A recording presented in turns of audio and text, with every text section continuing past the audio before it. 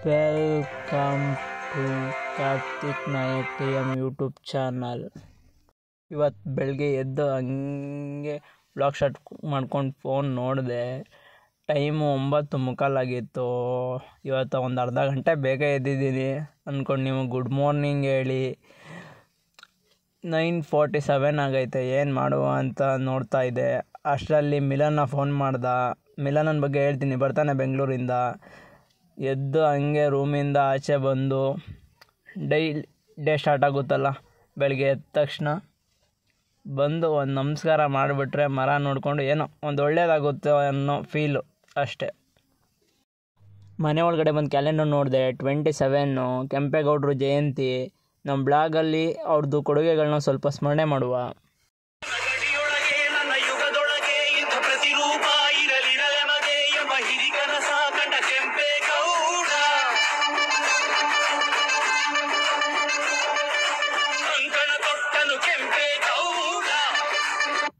ಎಲ್ಲರಿಗೂ ಕೆಂಪೇಗೌಡ ಜಯಂತಿ ಆರ್ಥಿಕ ಶುಭಾಶಯಗಳು ವಾಟ್ಸಪ್ ಆಗುವ ಅಂತ ಬಂದೆ. ಬ್ರಷ್ ತೊಳ್ಕೊಂಡು ಮೇಲೆ ನೋಡಿದೆ, ಪೇಸ್ಟ್ ಇತ್ತು. ಎತ್ಕೊಂಡು ಪೇಸ್ಟ್ ಹಾಕ್ಕೊಂಡು ಬ್ರಷ್ ಮಾಡಬೇಕಲ್ಲ, ಫೋನಲ್ಲಿ ಚಾರ್ಜಿಂಗ್ ಇಲ್ಲ. ಇವತ್ತು ಶೇರ್ ಮಾರ್ಕೆಟ್ ಬೇರೆ ಐತೆ. ಒಂದು 5 ಮಿನಿಟ್ಸು ಚಾರ್ಜಿಂಗ್ ಆಗೋ ಅಷ್ಟರಲ್ಲಿ ತಿಂಡಿ ಮಾಡ್ಕೊಂಡು ಒಂದೇ ಸಲ ಜಾಯ್ನ್ ಆಗ್ತೀನಿ ನಿಮ್ಮ ಜೊತೆ. ತಿಂಡಿ ಎಲ್ಲ ಮುಗೀತು. ಫೋನಲ್ಲಿ ಶೇರ್ ಮಾರ್ಕೆಟ್ ಓಪನ್ ಮಾಡ್ಕೊಂಡಿದ್ದೆ. ಜಿಯೋ ಶೇರ್ಸ್ ಮೇಲೆ ಇನ್ವೆಸ್ಟ್ಮೆಂಟ್ ಮಾಡಿದ್ದೆ, ಲಾಂಗ್ ಟರ್ಮ್ ಶೇರ್ಸು. ಅಂದರೆ ಗೊತ್ತಿದ್ರೆ ಮಾತ್ರ ಇದ್ರ ಮೇಲೆ ಇನ್ವೆಸ್ಟ್ಮೆಂಟ್ ಮಾಡಿ. ಗೊತ್ತಿಲ್ಲದೆ ದುಡ್ಡು ಬರುತ್ತೆ, ಯಾರ ಹತ್ರನಾದ್ರು ದುಡ್ಡು ಇಸ್ಕೊಂಡು ದುಡ್ಡು ಹಾಕ್ಬಿಟ್ಟು ಲಾಭ ಮಾಡ್ಕೊಳ್ಳುವ ಅಂತ ಎಲ್ಲ ನೋಡಬೇಡಿ. ಯಾಕಂದರೆ ನಾನು ಇನ್ವೆಸ್ಟ್ಮೆಂಟ್ ಮಾಡಿರೋದು 3 ಇಯರ್ಸ್ ಶೇರು. ಈಗ ರೀಚಾರ್ಜ್ ಎಲ್ಲ ಜಾಸ್ತಿ ಆಗಿದೆಯಲ್ಲ, ಸ್ವಲ್ಪ ಶೇರ್ ರೇಟು ಜಾಸ್ತಿ ಆಗಿದೆ. ಟರ್ಮ್ ಥರ ಹೋಗ್ತಾ ಇರುತ್ತೆ. ಅಂದರೆ ಫ್ರೈಡೇ ಮಾತ್ರ ಈ ಶೇರ್ನ ಬಿಡೋದು. ಅದರಿಂದ ಸ್ವಲ್ಪ ಎಲ್ಲನೂ ಬರ್ಕೊಂಡಿದ್ದೆ. ಇನ್ವೆಸ್ಟ್ಮೆಂಟ್ ತುಂಬ ಮಾಡಿಬಿಟ್ಟಿದ್ದೀನಿ. ಅಂದರೆ ನಾನು ಯಾರ ಹತ್ರನೂ ಸಾಲ ಮಾಡ್ಕೊಂಡಿಲ್ಲ. ನನ್ನ ಅಮೌಂಟ್ ಏನಿದೆ ಪರ್ಸ್ನಲ್ ಅಮೌಂಟು, ಆ ಅಮೌಂಟ್ನ ಇದ್ರ ಮೇಲೆ ಇನ್ವೆಸ್ಟ್ಮೆಂಟ್ ಮಾಡಿದ್ದೀನಿ. ನಿಮಗೂ ತೋರಿಸ್ತೀನಿ ಎಷ್ಟಿದೆ ಇವತ್ತೊಂದು ಶೇರ್ ರೈಟ್ ಅಂತ. 374 ರೂಪಾಯಿ ಇದೆ. ಯಾಕಂದರೆ ನನಗೆ ನೋಡ್ತಾ ಇರಬೇಕಿಲ್ಲ, ಶೇರ್ ಬಿದ್ದೋದ್ರೆ ಕಷ್ಟ. ಅದರಿಂದ ಕ್ಲೀನಾಗಿ ತೋರ್ಸೋಕ್ಕಾಗಲಿಲ್ಲ, ಬೇಜಾರು ಮಾಡ್ಕೋಬೇಡಿ.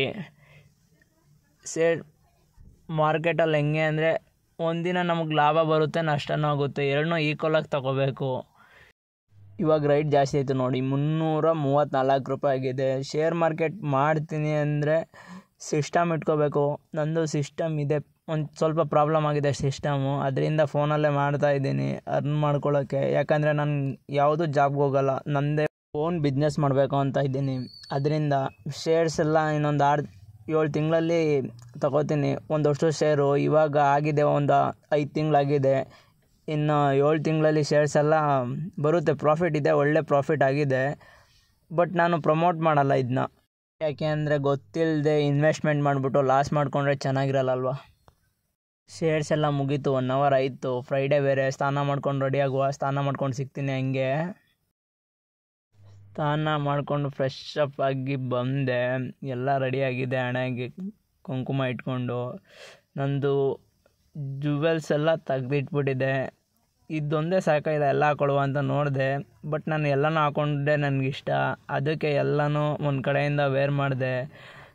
ಅಂದರೆ ಗೋಲ್ಡ್ ಇಲ್ವ ಅಂತ ಅಲ್ಲ, ಗೋಲ್ಡ್ ಇದೆ. ಬಟ್ ನನಗೆ ಬೆಳ್ಳಿ ಮೇಲೆ ತುಂಬ ಆಸೆ. ಬೆಳ್ಳಿ ಹಾಕೊಂಡ್ರೆ ಏನೋ ಒಂಥರ ಕೂಲಾಗಿರುತ್ತೆ, ತಣ್ಣಗಿರುತ್ತೆ ಅಂತ ಹಳೆ ಕಾಲದಿಂದನೂ ಬಂದಿರೋದಲ್ವ ಬೆಳ್ಳಿ. ಚಿನ್ನನೂ ಬಂದಿದೆ, ಬಟ್ ರೆಗ್ಯುಲರ್ ಯೂಸ್ಗೆ ಹಾಕ್ಕೊಳಕ್ಕಾಗಲ್ಲ. ಈಗಿರೋ ರೈಟಲ್ಲಿ ಹಾಕ್ಕೊಂಡು ಮನೆಯಲ್ಲೂ ಭಯ ಇರುತ್ತೆ, ಎಲ್ಲಿಗಾದರೂ ಹೋಗ್ತಾನೆ ಏನಾದರೂ ಆಗ್ಬಿಡುತ್ತೆ, ಎಲ್ಲರೂ ಬೀಳ್ಸ್ಕೊತಾನೆ. ನಾವು ಸರಿ ಇರಲ್ಲ, ರಫ್ ಯೂಸ್ಗಳು ಜಾಸ್ತಿ ಅಲ್ವಾ, ಕಟ್ಟಾಗ್ಬಿಡುತ್ತೆ ಅಂತ ಅಷ್ಟೇ. ಎಲ್ಲನೂ ಒಂದು ಕಡೆಯಿಂದ ವೇರ್ ಮಾಡಿದೆ. ಚೈನೆಲ್ಲ ಹಾಕೊಂಡು ಮುಗೀತು. ಇನ್ನು ಕೈಗೆ ಖಡ್ಗ ಹಾಕೋಬೇಕು ಮತ್ತು ಬ್ರಾಸ್ಲೆಟ್ ಹಾಕೋಬೇಕು. ನಂದೊಂದು ಖಡ್ಗ ತಿರುಪು ಹೋಗ್ಬಿಟ್ಟಿದೆ. ಅದರಿಂದ ಈ ಸ್ಮಾಲ್ ಖಡ್ಗ ಯೂಸ್ ಮಾಡ್ತಾಯಿದ್ದೀನಿ, ಸಿಂಹ ಖಡ್ಗ. ಅಂದರೆ ಚಿಕ್ಕ ವಯಸ್ಸಿಂದನೂ ಒಂದು ಆಸೆ, ಕತ್ತಲ್ಲಿ ದಪ್ಪು ಚೈನ್ ಹಾಕೋಬೇಕು, ಕೈಯಲ್ಲಿ ಖಡ್ಗ ಇರಬೇಕು, ಇನ್ನೊಂದು ಕೈಗೆ ಬ್ರಾಸ್ಲೆಟ್ ಇರಬೇಕು, ಎಲ್ಲ ಬೆಳಗೂ ರಿಂಗ್ ಇರಬೇಕು ಅಂತ ಒಂದು ಡ್ರೀಮ್ ಇರುತ್ತಲ್ಲ ಎಲ್ರಿಗೂ. ಆ ಥರನೇ ನನಗೂ ಡ್ರೀಮ್ ಇತ್ತು ಚಿಕ್ಕ ವಯಸ್ಸಿಂದ. ಒಂದು 4th ಸ್ಟ್ಯಾಂಡರ್ಡ್ ಓದಬೇಕಾದ್ರೇ ಚೈನ್ ಹಾಕೋಬೇಕು, ಖಡ್ಗ ಹಾಕೋಬೇಕು. ಅಂದರೆ ಆವಾಗ ಗೊತ್ತಿಲ್ಲ ನಮ್ಮ ದುಡ್ಡಲ್ಲೇ ಹಾಕೋಬೇಕಂತ. ಮನೆಯವ್ರು ತಗೊಂಡ್ರು ಸರಿ ಹಾಕೋಬೇಕಂತ. ಇವಾಗ ಹಾಕೊಂಡ್ರೆ ಅದೆಲ್ಲ ನನ್ನ ದುಡ್ಡಲ್ಲೇ ಹಾಕೊಂಡಿರೋದು. ನಾನು ಬೇರೆಯವ್ರ ಥರ ತಲೆ ಹೊಡೆದು ತಲೆ ಹಿಡ್ದು ಏನು ಮಾಡ್ಕೊಂಡಿಲ್ಲ. ಎಲ್ಲ ತೋರಿಸ್ನಲ್ಲ ಆ ಥರ ಶೇರಲ್ಲೇ ಹಾಕ್ಕೊಂಡಿರೋದು. ವೇರ್ ಮಾಡಿ ನೋಡಿದೆ. ಚೆನ್ನಾಗಿ ಕಾಣಿಸ್ತಾ ಇತ್ತು. ನನಗೆ ನಾನು ಚೆನ್ನಾಗಿ ಕಾಣಿಸ್ರೆ ಸಾಕಲ್ವ, ಹಂಗೆ ದೇವ್ರಿಗೆ ನಮಸ್ಕಾರ ಮಾಡ್ಕೊಬರುವ ಅಂತ ದೇವ್ರ ಮನೆಗೆ ಹೋಗಿ ಕೈ ಮುಕ್ಕೊಂಡು ದೀಪ ಕಸಿದ್ರು. ನೋಡಿದೆ, ಹಂಗೆ ಈಚೆ ಬಂದು ನಾನು ಬಂಗಾರಿನ ನೋಡಿದೆ. ಅದೇ ನೆನ್ನೆ ಮಾರ್ಕಂಡೇಯನ ತೇರು ನಡೀತಾ ಇತ್ತಲ್ಲ, ಹೋಗ್ಬೇಕಲ್ವ, ಅದಕ್ಕೆ ಬಂಗಾರಿಲೇ ಹೋಗ್ಬಿಡುವ ಅಂತ ಬಂಗಾರಿಗೆ ಗುಡ್ ಮಾರ್ನಿಂಗ್ ಹೇಳಿ ಬಂಗಾರಿ ಜೊತೆ ಹೋದರೆ ಏನೋ ಒಂಥರ ಖುಷಿ. ಡ್ರೈವ್ ಮಾಡಿಕೊಂಡು ಓಲ್ಡ್ ಆದ್ರೂ ಹೇಳ್ತಾರಲ್ಲ, ಯಾವುದೋ ಲಕ್ಷ ಕೊಟ್ಟು ಕಾರ್ ತೊಗೊಳೋಕ್ಕಿಂತ ಹಳೆ ಕಾರ್ ತೊಗೊಂಡು ಅದ್ರ ಮೇಲೆ ಲಕ್ಷ ಇನ್ವೆಸ್ಟ್ಮೆಂಟ್ ಅದು ಇರುತ್ತಲ್ಲ, ಏನೋ ಒಂಥರ ಚೆನ್ನಾಗಿರುತ್ತೆ. ಒಳ್ಳೆ ಸಾಂಗ್ ಹಾಕ್ಕೊಂಡು ಮ್ಯೂಸಿಕ್ ಸಿಸ್ಟಮಲ್ಲಿ ಹೋಗ್ತಾ ಇದ್ದರೆ ಏನೋ ಒಂಥರ ಫೀಲು.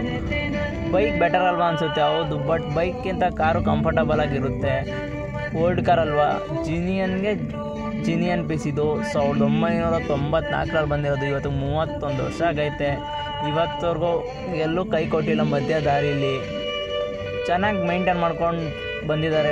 ಓಲ್ಡ್ ಮೇಂಟೈನ್ ಮಾಡ್ತಿದ್ದೀನಿ ನಾನು. ಇವಾಗ ತೊಗೊಂಡಿದ್ದು ಒಂದು 2 ಇಯರ್ಸ್ ಆಯಿತು ತೊಗೊಂಡು.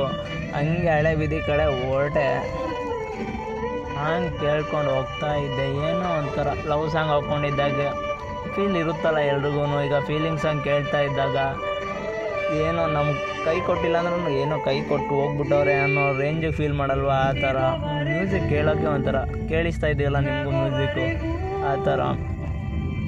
ಕಾರಲ್ಲಿ ಡ್ರೈವ್ ಮಾಡಬೇಕಾದ್ರೆ ಜೊತೇಲಿ ಯಾರೂ ಇಲ್ಲಾಂದ್ರೂ ಪರವಾಗಿಲ್ಲ, ಮ್ಯೂಸಿಕ್ ಇದ್ದರೆ ಸಾಕಲ್ವ. ಬ್ಯಾಡ್ ಹ್ಯಾಬಿಟ್ಸ್ ಇರೋರಿಗೆ ಸ್ಮೋಕಿಂಗ್ ಇಲ್ಲ ಡ್ರಿಂಕಿಂಗ್ ಇದ್ದರೆ ಮಾತ್ರನೇ ಆಗೋದು. ಹಳೆ ಬೀದಿಗೆ ಬಂದೆ, ಬಂಗಾರನ ಲಾಕ್ ಮಾಡಿಕೊಂಡು ದೇವಸ್ಥಾನ ಕಡೆ ಬಂದೆ. ತಲಕಾಡಿಗೆ ಬಂದಮೇಲೆ ದೇವಸ್ಥಾನ ನೋಡಲಿಲ್ಲ ಅಂದರೆ ಹೆಂಗೆ ಅಲ್ವಾ. ಆಗ ಮಿಸ್ ಮಾಡಿದೆ. ನೀವು ತಲಕಾಡಲ್ಲಿರೋ ಪಂಚಲಿಂಗ ದರ್ಶನ ಪಡೀರಿ. ಮಾರ್ಕಂಡೇಯಗಳು ಆಲ್ರೆಡಿ ರೆಡಿ ಆಗಿದ್ವು ತೇರ್ ಜೊತೆಲಿ ಹೋಗೋಕ್ಕೆ. ಮಾರ್ಕಂಡೇಯ ಅಂದರೆ ಹಿಂದೂಗಳು ಗೊತ್ತಿರುತ್ತೆ ನಮಗೆ. 18 ಪುರಾಣಗಳಿವೆ. 18 ಪುರಾಣಲ್ಲಿ ಮಾರ್ಕಂಡೇಯ ಪುರಾಣ ಕೂಡ ಒಂದು. ಮಾರ್ಕಂಡೇಯ ಪುರಾಣದ ಬಗ್ಗೆ ಹೇಳ್ಬೇಕಂದ್ರೆ ತುಂಬಾ ಟೈಮ್ ಬೇಕಾಗುತ್ತೆ. ಮಾರ್ಕಂಡೇಯ ಶಿವನ ಪ್ರಿಯ ಭಕ್ತ, ಸಾವನ್ನೇ ಗೆದ್ದಂಥ ಬಾಲಕ. ಮಾರ್ಕಂಡೇಯ ಸಪ್ತ ಚಿರಾಯುಗಳಲ್ಲೂ ಕೂಡ ಒಬ್ಬರಾಗಿದ್ದಾರೆ ಮಾರ್ಕಂಡೇಯ. ಮಾರ್ಕಂಡೇಯ ಪುರಾಣದ ಬಗ್ಗೆ ಹೇಳಬೇಕು ಅಂದರೆ ಪೂರ್ವ ಭಾರತದ ಕಥೆ ಆಗುತ್ತೆ ಇದು. ಪೂರ್ವ ಭಾರತದಲ್ಲಿ ಮೃಕಂಡ ಎಂಬ ಮುನಿ ಇದ್ದರು. ಅವರ ಮಡದಿಯಾದ ಮಧುರ್ವತಿ ಇಬ್ಬರು ಶಿವನ ಭಕ್ತರಾಗಿರ್ತಾರೆ. ಇವ್ರಿಗೆ ಮಕ್ಕಳಿರಲ್ಲ. ಮೃಕಂಡ ಮುನಿಗಳು ಶಿವನನ್ನು ತಪಸ್ ಮಾಡಿ ಶಿವ ಪ್ರತ್ಯಕ್ಷ ಆಗಿ ಮೃಕಂಡ ಮುನಿಯವ್ರಿಗೆ ನೀಡಿದಂಥ ವರಪ್ರಸಾದನೇ ಮಾರ್ಕಂಡೇಯ. ಮಾರ್ಕಂಡೇಯ ಚಿರಾಯು ಯಾಕೆ ಅಂದರೆ ಫುಲ್ ಅವ್ರ ಬಗ್ಗೆನೇ ಹೇಳಬೇಕಾಗುತ್ತೆ. ಮಾರ್ಕಂಡೇಯ 16 ವರ್ಷ ಚಿಕ್ಕವನಿದ್ದಾಗಲೇ ಸಾವನ್ನು ಗೆದ್ದಂಥ ಯುವಕ. ಮಾರ್ಕಂಡೇಯನಿಗೆ ಯಾವಾಗಲೂ 16 ವರ್ಷನೇ ತುಂಬಿಲ್ಲ, 15 ವರ್ಷನೇ ಲಾಸ್ಟು. ಯಾಕಂದರೆ ಮಾರ್ಕಂಡೇಯ ಪುರಾಣನ ಓದಿ, ಆವಾಗ ನಿಮಗೂ ಅರ್ಥ ಆಗುತ್ತೆ ಮಾರ್ಕಂಡೇಯ ಅಂದರೆ ಏನು ಅಂತ. ನಾನು ಮಾರ್ಕಂಡೇಯ ಬಗ್ಗೆ ಇಷ್ಟು ಹೇಳಿ ಸಾಕಂತ ಎಂಡ್ ಮಾಡ್ತೀನಿ. ಯಾಕಂದರೆ ನೀವು ಓದಿ ತಿಳ್ಕೊಬೇಕು, ಎಲ್ಲ ಹೇಳಿದ್ರೆ ಅರ್ಥ ಆಗಲ್ಲ. ಅದರಿಂದ ಒಳಗಡೆ ಬಂದೆ, ದೇವಸ್ಥಾನ ಒಳಗಡೆ ಹೋಗಿ ದರ್ಶನ ಮಾಡ್ಕೊಂಡು ಈಚೆ ಬಂದೆ. ನಮ್ಮ ಕೊತ್ವಾಲ್ ರೆಡಿಯಾಗಿದ್ದ, ನೆನ್ನೆ ಬ್ಲಾಗ್ ನೋಡಿ ಕಮೆಂಟ್ ಮಾಡುವ ಅಂತ ಹೇಳ್ದ. ಏನಪ್ಪ ಬ್ಲಾಗ್ ಎಲ್ಲ ಸ್ಟಾರ್ಟ್ ಆಗಿದೆ ಅಂತ. ಸರಿ ಅಂತ ಅವ್ನ ಮಾತಕ್ಕೆ ತಲೆ ಕೇಳಿಸ್ಕೊಳ್ದೆ. ಮನೆಗೆ ಬಂದ ತಕ್ಷಣ ನಮ್ಮ ಬೆಳಿಗ್ಗೆ ಬಂದು ಕಾರ್ ಹತ್ತಾಳೆ ಅಂದರೆ ಏನು ಜೂಟ್, ಈಚೆ ಬಿಟ್ಟರೆ ಸಾಕು ಓಡೋಯ್ತೀನಿ ಅಂತ ಕಾಯ್ಕೊಂಡು ನಿಂತಿರ್ತಾಳೆ. ಸರಿ ಅಂತ ಕರೆದೆ, ಡೋರ್ ತೆಗ್ದಿದ್ದೆ ಆ ಕಡೆ ಬಂದು ಒಳಗಡೆ ಕುಂತಿದ್ಲು. ಇವಳು ಯಾಕೋ ಕಾರ್ ಬಿಟ್ಟು ಇಳಿಯಲ್ಲ ಅಂತ ಇಳಿಸ್ಬಿಟ್ಟು ರೇಷನ್ ತರೋಕ್ಕೆ ನಾನು ನಮ್ಮ ದೊಡ್ಡಮ್ಮ ಹೋಗ್ಬೇಕಿತ್ತು. ಅದಕ್ಕೆ ಬಂದಿದ್ದೆ ಅಲ್ಲಿ ಮಾರ್ಕಂಡೇಯ ತೇರ್ಗಿಂತ ಮುಂಚೆನೇ. ಸರಿ ರೇಷನ್ ತರಕ್ಕೆ ಹೋಗುವ ಅಂತ ಕಾರ್ ಹತ್ಕೊಂಡು ಹೋಗ್ತಾ ಇರಬೇಕಾದ್ರೆ ನಮ್ಮ ದೊಡ್ಡಮ್ಮ ಕೇಳ್ತು, ತೇರೆಲ್ಲ ಆಗೋಯ್ತಾ ಅಂತ. ಇಲ್ಲ, ಇನ್ನೂ ಆಗಿಲ್ಲ, ಪೂಜೆ ನಡೀತಾ ಇತ್ತು. ಒಳಗಡೆ ಬಂದೆ. ರೇಷನ್ ಅಂಗಡಿಯವ್ರು ಫೋನ್ ಮಾಡಿದ್ರು, ಅದಕ್ಕೆ ರೇಷನ್ ತಂದುಬಿಡುವ, ಡೇಟ್ 27 ಅಲ್ವಾ, ಇನ್ನು 3 ಡೇಸ್ ಅಷ್ಟೇ ರೇಷನ್ ಕೊಡೋದು, ಅದಕ್ಕೆ ತಂದುಬಿಡುವ ಅಂತ ಬಂದೆ ಅಂತ ಹೇಳಿದೆ. ನೀನು ಹಂಗೆಲ್ಲ ಬಂದಿರಲ್ಲ, ಎಲ್ಲಿಗೋ ಬಂದಿದೀಯಾ, ಅದಕ್ಕೆ ರೇಷನ್ ತರುವ ಅಂತ ಕರ್ಕೊಂಡು ಹೋಗ್ತಾಯಿದ್ದೀಯ ಅಂತ ಹೇಳ್ತು. ಇಲ್ಲ, ನಿಜ ರೇಷನ್ ತರೋಕ್ಕಂತಲೇ ಬಂದಿದ್ದು ಅಂತ ಹೇಳಿ ಸೊಸೈಟಿ ಕಡೆ ಹೊರಟ್ವು. ಈ ಸಲ ಅಕ್ಕಿ ರಾಗಿ 2 ಕೊಡ್ತವ್ರೆ ಸೊಸೈಟಿಲಿ ಅಂತ ಹೇಳಿ 2 ಚೀಲ ಎತ್ಕೊಂಡಿದ್ದೆ ಅಂದ. ಹ್ಞೂ ಕಣಪ್ಪ ಎತ್ಕೊಂಡಿದ್ದೀನಿ ನಡಿ ಅಂತ ಹೇಳ್ತು. ಸೊಸೈಟಿ ಹತ್ರ ಬಂದ್ವು. ರೇಷನ್ ಎಲ್ಲ ತಗೊಂಡಾಯಿತು. ಸರಿ ನಡಿ ತೇರು ನೋಡೋಕೆ ಹೋಗು ಅಂತ ಹೇಳಿದೆ. ಇಲ್ಲ, ನಾನು ಮನೆಗೆ ಹೋಗಬೇಕು, ನನ್ನ ಮಕ್ಕಳು ಇಬ್ಬರು ಅಲ್ಲೇ ಅವರೇ, ಈಚೆ ಅವರೇ, ಕಾಂಪೌಂಡ್ ಏನಾದರೂ ನೆಗ್ಬಿಡ್ತಾರೆ ಅಂತ ಹೇಳ್ತು. ಸರಿ ಅಂತ ಮನೆ ಕಡೆ ಹೊರಟ್ವು. ಮನೆಗೆ ಬಂದಮೇಲೆ ಮಧು ಬಂದ. ಸ್ವಲ್ಪ ATM ಹತ್ರ ಹೋಗಬೇಕು, ಅಮೌಂಟ್ ತರಬೇಕು ಅಂತ. ಸರಿ ಅನ್ಕ ಅಮೌಂಟ್ ತರೋಕೆ ಬಂದು ಬರೀ ATMಲ್ಲಿ 500 ನೋಟ್ ಮಾತ್ರ ಇತ್ತು. ಸರಿ ಅಂತ 32,000 ಡ್ರಾ ಮಾಡಿಕೊಂಡು ಯಾರಿಗೋ ಕೊಡುವ ಅಂತ ಮನೆ ಹತ್ರ ಬಂದು, ಮನೆಗೆ ಬಂದಮೇಲೆ ಗೊತ್ತಾಯಿತು ಇಲ್ಲೆಲ್ಲ ಕೊಡೋದು, ಎಲ್ಲಿಗೋ ಹೋಗಬೇಕು ಎಮರ್ಜೆನ್ಸಿ ಅಂತ. ಹೋಗಿದ್ದು ಅವ್ರಿಗೆ ಅಮೌಂಟ್ ಕೊಟ್ಬಿಟ್ಟು ಸರಿ ಆಯಿತು ಅಂತ ಸಂಜೆ ಆಯಿತು. ಕೊಡೋದೆಲ್ಲ ವಿಡಿಯೋ ಮಾಡ್ಕೋಬಾರ್ದು, ಯಾಕಂದರೆ ಅದು ಪರ್ಸ್ನಲ್ ಇರುತ್ತೆ, ಯಾರು ಏನಂತ ಗೊತ್ತಾಗೋದು ಬೇಡ ಅಂತ. ಮನೆ ಹತ್ರ ಬಂದು ಕಾರ್ನ ಲಾಕ್ ಮಾಡಿ ಮನೆ ಒಳಗಡೆ ಬಂದು ಟೈಮ್ ನೋಡಿದ್ರೆ 8 o'clock ಆಗಿತ್ತು. ಸರಿ ಅಂತ ನಿಮಗೆ ಬಾಯ್ ಹೇಳಿ, ಒಂದು ಗುಡ್ ನೈಟ್ ಹೇಳಿ, love you all watching my videos.